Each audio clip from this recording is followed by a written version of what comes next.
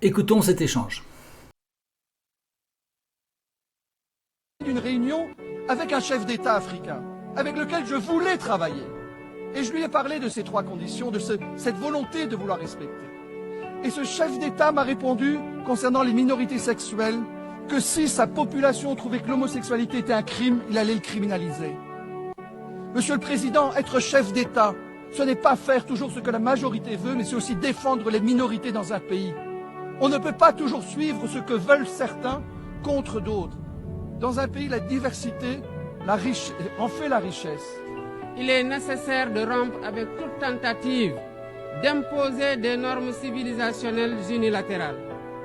Depuis son indépendance, le Sénégal a toujours défendu l'égale dignité des cultures et des civilisations.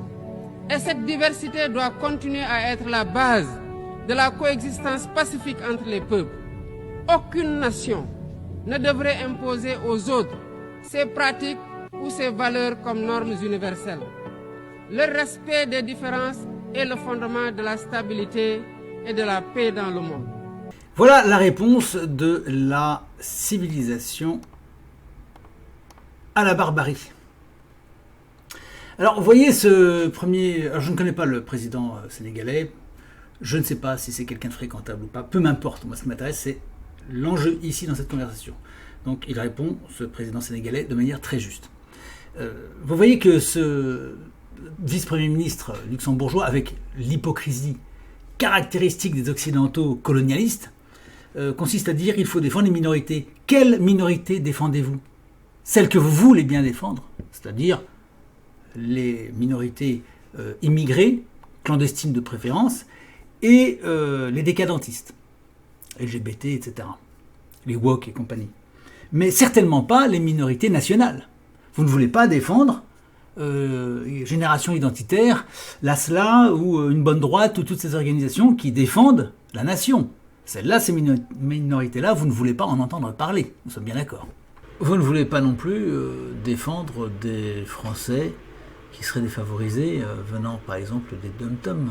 Vous savez, j'ai dormi 5 ans dehors. Ah oui. Et pendant mes 5 ans de rue, je dormais avec un blond aux yeux bleus. Et en face de là où je dormais, il y avait un bâtiment qui était vide. Alors je dis à la mairie, mais vous me connaissez, vous savez que je suis de la Guadeloupe, je suis français, je dors dehors. Pourquoi vous ne me mettez pas dans ce bâtiment-là? Ils me disaient ah non, parce que l'État a réquisitionné ce bâtiment pour les Afghans. Donc ça fait mal.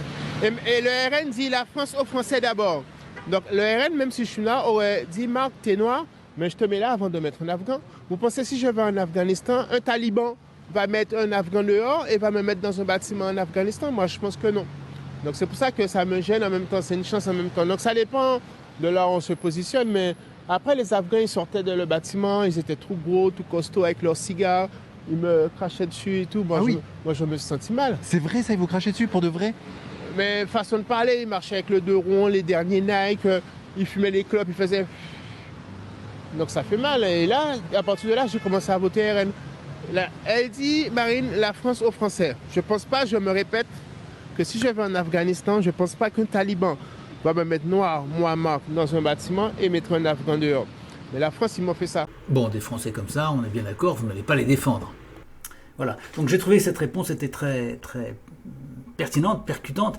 Je voulais dire que nous voyons bien cette inversion qui s'est produite. Maintenant, c'est l'Afrique qui va venir nous civiliser et nous rappeler des fondamentaux.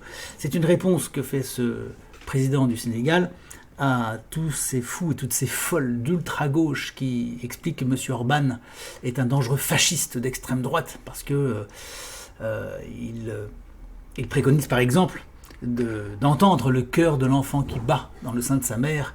Donc ce propos pour elle est un propos fasciste. Il ne faut pas entendre le cœur de l'enfant qui bat au moment de l'avortement. Parce qu'on ne sait jamais, ça pourrait dissuader de l'avortement. Donc ce propos, selon ces gens, c'est ce que j'ai entendu tout à l'heure de la part de l'une de ces démentes, quoi. Il ne faut surtout pas écouter le cœur de l'enfant. Ces gens donnent donnent l'impression d'être dépossédés. Mais vous voyez, à ces gens, qu'est-ce qu'il faut répondre? Eh bien, très bien. Donc, en fait, le Sénégal, ce sont des fascistes, eux aussi, puisque eux, ils sont contre également l'homosexualité.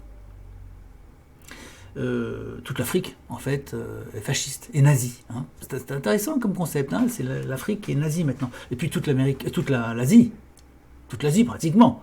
L'Asie du Sud-Est, on n'allait pas vraiment pouvoir prôner le mariage homosexuel en Asie du Sud-Est. Moi, je connais, à part peut-être Singapour, mais enfin, à part Singapour, et encore, je pense que le public n'est pas très favorable, même s'il y a des organisations qui font tapage et des médias qui, comme chez nous, font du tapage en faveur de ces nouvelles mœurs décadentistes. Je ne pense pas que ce soit très très très bien partagé dans la population. Voilà, peut-être un peu aussi au Japon, parce que ça existe. Voilà. Puis on trouve, de toute façon, dans tous ces pays, on trouve de toute façon des gens qui sont favorables à ça. C'est pas 0%, si vous voulez. Il y a évidemment des gens, ça existe. Mais c'est ultra minoritaire, comme ça l'est chez nous aussi. Les gens favorables au mariage homosexuel sont minoritaires dans nos États, et a fortiori à l'échelle du monde. En Amérique du Sud non plus, ça n'existe pas. Enfin, c'est résiduel. Dans les pays de l'Est européen, c'est résiduel. Chez les Aïnous, c'est résiduel. Chez les Tibétains, ça n'existe pas.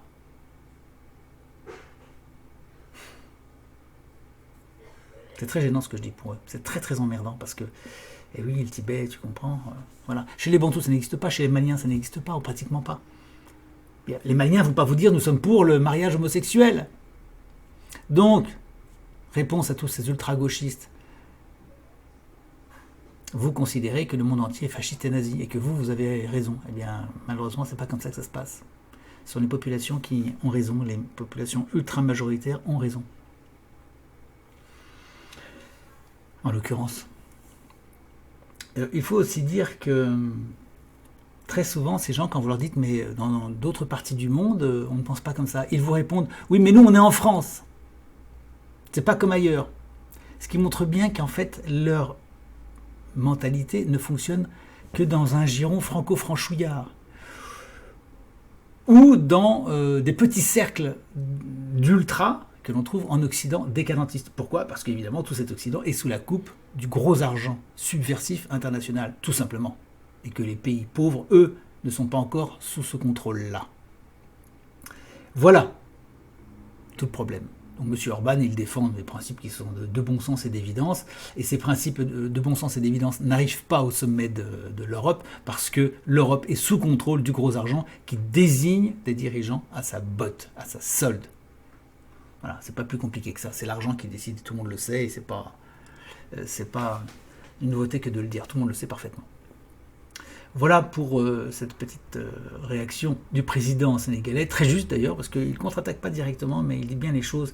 Stop avec votre colonialisme et vos idées qui ne sont pas les nôtres et que vous voulez à tout prix nous imposer. Ce temps-là est révolu. Voilà. Et bien nous sommes de tout cœur avec l'Afrique qui dit non à cet Occident dégénéré. Pensez à souscrire à la chaîne, pensez à liker. Et puis, s'il vous plaît, pensez à faire un don. C'est ainsi qu'on s'y prend. Vous avez plusieurs options. Choisissez celle-ci par exemple. Et de préférence, si vous pouvez, merci de faire un don régulier. Merci du fond du cœur pour ce que vous pouvez faire.